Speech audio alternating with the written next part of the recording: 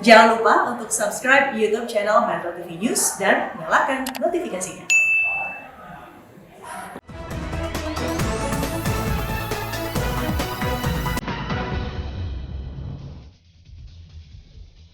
Halo, selamat malam pemirsa. Anda kembali menyaksikan Prime Talk Tajam Mendalam kali ini bersama saya, Zilvia Iskandar. Suroto, seorang peternak di Blitar, ditangkap aparat kepolisian setelah menyampaikan aspirasinya saat Presiden berkunjung di Blitar, Jawa Timur. Namun seminggu kemudian, tepatnya hari ini, Suroto justru diundang oleh Presiden untuk bertemu di Istana Merdeka. Penangkapan terhadap mereka yang menyuarakan aspirasinya tidak hanya dialami oleh Suroto. Penangkapan juga dilakukan terhadap 7 mahasiswa UNS Surakarta dan 3 petani di Tuban. Benarkah kemerdekaan menyampaikan aspirasi di era Presiden Jokowi kian dibatasi? Inilah Prime Talk selengkapnya. Inilah rekaman saat Suroto diamankan polisi usai membentangkan poster saat Presiden Joko Widodo melakukan kunjungan kerja di Blitar, Jawa Timur. Suroto adalah seorang peternak ayam petelur yang menyuarakan kekecewaannya terhadap harga pakan ternak yang menurutnya tidak wajar. Isi posternya pun sederhana, hanya bertuliskan Pak Jokowi bantu peternak beli jagung dengan harga wajar. Aksi unjuk poster ala Suroto ini sempat membuatnya dibawa ke kantor polisi terdekat. Berita ditangkapnya Suroto ini kemudian tersebar luas meskipun polisi mengaku hanya mengamankan Suroto dan kemudian melepaskannya. Sepekan berselang, Presiden Joko Widodo justru mengundang Suroto untuk bertemu langsung dengannya di Istana Merdeka, Jakarta hari ini. Tak hanya Suroto, 5 orang peternak ayam petelur lainnya dari Jawa Tengah dan Jawa Timur diundang ke istana untuk mencurahkan secara langsung keluh kesah mereka. Dalam pertemuan ini, Presiden meminta agar kementerian terkait segera menormalisasi harga jagung untuk pakan ternak di pasaran dan pemberian subsidi bagi 3 sentra peternakan. Saya punya inisiatif, kalau ini saya tidak nekat membentangkan poster, ini pasti tidak akan ditanggapi. Dalam artian saya percaya bahwa ini tidak nyampe ke Pak Jokowi. Karena saya percaya satu-satunya orang di Indonesia yang pada saat ini yang bisa menolong peternak ya hanya Pak Jokowi.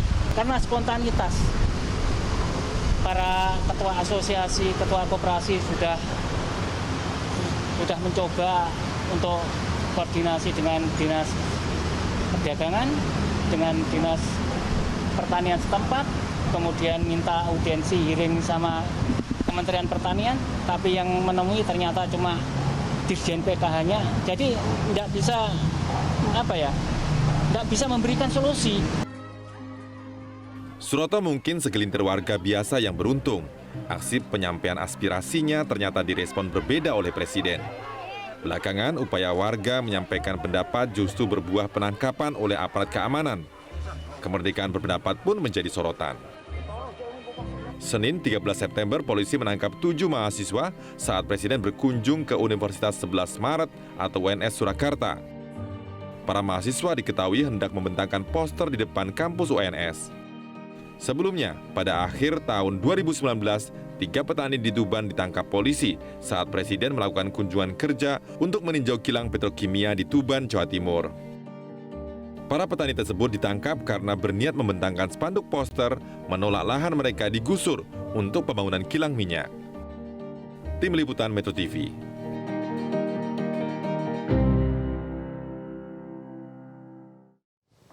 Belakangan langkah aparat yang mengamankan sejumlah orang karena menyampaikan aspirasi ke Presiden Jokowi membuat pemerintahan Presiden Jokowi dinilai masih alergi terhadap kritik.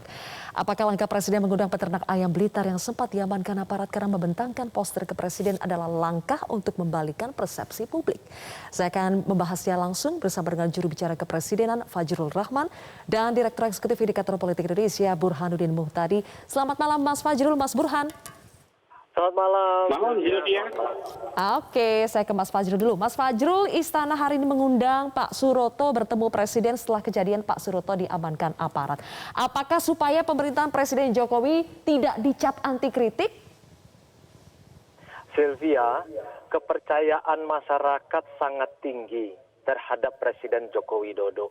Sehingga semua masalah itu ingin disampaikan kepada Presiden. Padahal kalau kita mau lihat itu bisa berjenjang kan, bisa dari ada camat, ada bupati, wali kota, gubernur. Nah, tapi semuanya sekarang itu menginginkan agar Presiden Jokowi yang bisa mendengarkan mereka. Nah, ini memang menjadi persoalan ketika kepercayaan menjadi sangat tinggi, bagaimana caranya masyarakat bisa secara langsung bertemu dengan Presiden, ataukah bisa dibagi saja kewenangan ini kalau misalnya diyakinkan kepada publik bahwa yang bisa menyelesaikan ini adalah misalnya bupati, wali kota, gubernur. Semuanya sekarang tumpuk kepada Pak Jokowi. Kita terima kasih sebenarnya bahwa suara dari masyarakat itu kepercayaannya sangat tinggi kepada Presiden. Dan Suroto sudah bertemu dengan Presiden tadi siang dan semua masalahnya sudah disampaikan dan ada pemecahannya sudah disampaikan juga oleh Presiden. Oke, pertanyaan saya, apakah diundangnya Pak Suroto hari ini adalah sebagai langkah pasang badan dari Pak Jokowi? Karena kan sebelumnya yang menyampaikan aspirasi ini malah diamankan oleh aparat. Apakah Pak Jokowi yang harus menanggung akibatnya? Karena ini kan terlanjur viral, pemerintah dicap anti kritik sehingga konsekuensinya Pak Jokowi harus mengundang Pak Suroto ke istana. Pertama, kritik itu merupakan jantungnya demokrasi. Presiden selalu mengatakan, kritik itu tidak boleh loh diperlakukan dengan cara demikian. Begitu cara beliau menanggapi kritik dari mahasiswa, dari masyarakat, termasuk juga terakhir misalnya dalam kasus mural, misalnya seperti itu. Nah, Presiden ingin menunjukkan ini kepada para aparat-aparat negara, begini loh caranya menangani kritik. Nah, salah satunya adalah beliau memberikan teladan, ini kita bawa beliau ini ke istana, kritiknya didengarkan, kemudian dialog dilakukan, dan pemecahan didapatkan. Nah, ini teladan ini yang ingin disampaikan kepada seluruh aparat di daerah. Begini cara yang terbaik untuk memperlakukan kritik. Dialog, itu yang Presiden inginkan. Oke, kenapa aparat di bawah, di lapangan itu salah menerjemahkan keinginan Presiden? Kenapa mereka salah langkah dalam menangani penyampaian aspirasi, bahkan bukan kritik, hanya menyampaikan aspirasi saja ke Presiden? Apakah ada sumbatan komunikasi antara istana sampai ke aparat bawah? Mudah-mudahan dengan apa yang terjadi pada hari ini ketika Suroto sudah bertemu dengan Presiden dan Presiden menyatakan bahwa dialog itu yang terpenting, perlahan-lahan ini akan ada perbaikan bagaimana cara menangani penyampaian dari masyarakat seperti itu. Apalagi memang di masa pandemi Presiden ini sangat terbatas untuk bertemu dengan masyarakat. Sekali lagi ini banyak aparat bukti, yang terlalu reaktif kah, Mas Fajrul? betul, kan Presiden pernah mengatakan, dan itu disampaikan oleh Pak Kapolri, Pak Listio, dan juga Pak Bareskrim, bahwa Presiden menyampaikan jangan reaktif terhadap apa yang disampaikan oleh masyarakat. Dan beliau sudah menunjukkan teladan itu, menghadapi mahasiswa UI, kemudian menghadapi yang menulis mural, hari ini menghadapi Suroto. Jadi begini loh contohnya gitu. Memang teladan diperlukan dan teladan ini sudah diberikan oleh Presiden Joko Widodo pada hari ini bertemu dengan Suroto dan memecahkan masalahnya sebaik-baiknya. Oke, Mas Burhan, jadi bukannya Presiden Jokowi yang anti kritik, tapi petugas atau aparat di lapangan yang terlalu reaktif? Ya, memang ada gap yang cukup dalam antara sikap normatif Presiden Jokowi yang berkali-kali mengatakan tidak anti kritik, membuka seluas-luasnya ruang kritik buat publik terhadap kebijakan yang beliau ambil, dengan sikap aparat di bawah. Jadi gap itu terlalu lebar. Bukan hanya dalam soal Pak Suroto, tetapi dalam soal mural, termasuk juga respon pemerintah dalam soal aksi mahasiswa. Nah, gap ini harus dikurangi, ya, karena menurut saya presiden semacam ini sudah melukai ya citra Presiden Jokowi juga. Jadi kalau kita lihat data dari misalnya data dari Freedom House, ya, kebebasan sipil kita mulai menampakkan angka merah. Kemudian data dari The Economist Intelligence Unit, ya, dari 5 atau 6 variabel, 2 diantaranya merah rapot kita, terutama soal kebebasan sipil. Jadi memang sudah saatnya pemerintah memberikan semacam teguran halus, gitu ya, termasuk diundangnya Pak Suroto menurut saya bagian dari, kalau Mas Fajrul menyebut sebagai teladan, saya menyebut sebagai sentilan. Jadi sentilan kepada aparat di bawah untuk berhenti gitu ya, melakukan semacam tindakan yang berlebihan terkait dengan kritik. Jadi menurut saya harus dibedakan antara kritik dan menghina. Mas Burhan, seorang presiden kenapa sampai harus menyentil aparat di bawah ya? Kan tinggal memerintahkan saja kepada Kapolri, dan saya yakin ini sudah berkali-kali disampaikan presiden kepada Kapolri. Tapi kenapa tidak sampai ke aparat bawah? Kalau Kapolri dan jajarannya mungkin bagian dari dari kamar eksekutif. Jadi presiden bisa misalnya mengundang Kapolri Pak Sigit agar aparat di bawahnya bisa bertindak sesuai dengan ekspektasi presiden.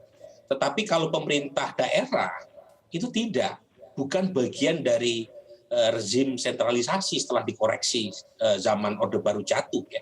Jadi yang menghapus mural-mural itu kan Satpol PP, mereka berada di bawah koordinasi pemerintah daerah. Jadi memang tumpang tindih ya sistem pemerintahan kita menyulitkan buat koordinasi pemerintah pusat dan pemerintah daerah. Nah pada titik itu komitmen presiden harus lebih. Jadi tidak sekedar ketika viral kemudian diundang Suroto bagian dari damage control, tetapi harus menunjukkan komitmen demokrasi yang lebih, karena ini alarmnya sudah merah. Jadi sudah saatnya presiden, termasuk dalam soal undang-undang ITE, revisi undang-undang ITE sudah disampaikan presiden, harus dikawal, karena saya melihat komitmen dari partai pendukung pemerintah tidak begitu terlihat dalam soal revisi undang-undang ITE. Oke, bagaimana istana nanti akan mengatasi gap yang tadi disebut Mas Burhan? Kita akan bahas nanti pemirsa usai jeda.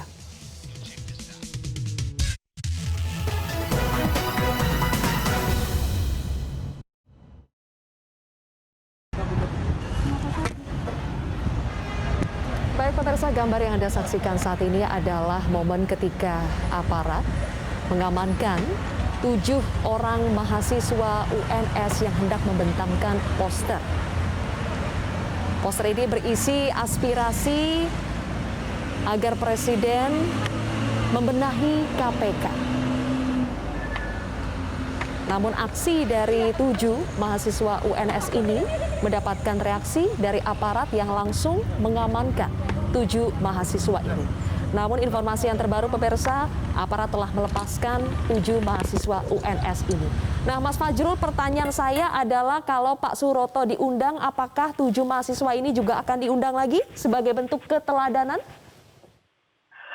Mungkin bertemu dengan Pak Jurul Rahman bisa tuh. Saya kan aktivis mahasiswa. Tapi mahasiswanya ini kan mahasiswa tuh teman-teman yang sedang mengprotes ini, PO-nya tuh ketemu Pak Jokowi terus.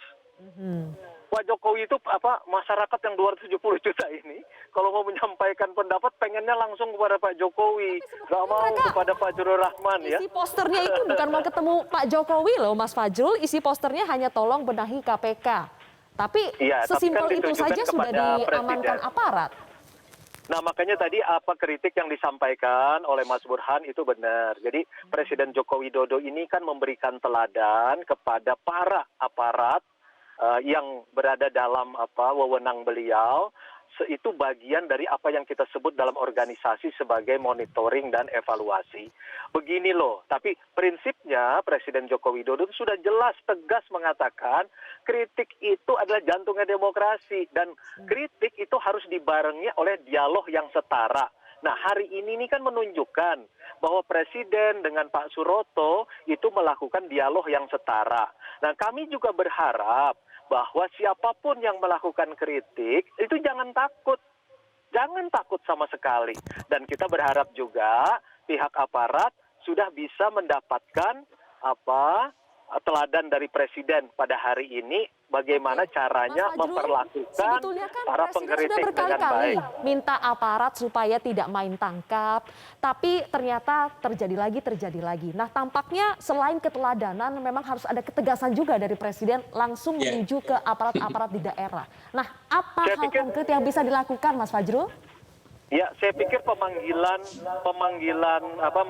mengundang Suroto ke istana ini bagian dari ketegasan Presiden juga untuk menyampaikan kepada para pihak, termasuk pihak keamanan, begini loh caranya untuk memperlakukan orang yang mengkritik datangi, kemudian mari kita berdialog, tidak perlu melakukan tindakan-tindakan yang dapat diartikan bahwa republik ini bersifat represif.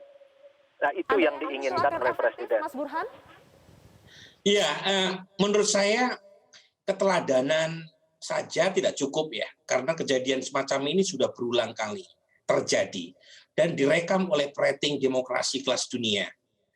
Hanya FIDEM yang masih memberi peringkat kita sebagai electoral democracy. Di luar FIDEM, entah itu Freedom House, entah itu The Economist Intelligence Unit, rating demokrasi kita sudah anjlok.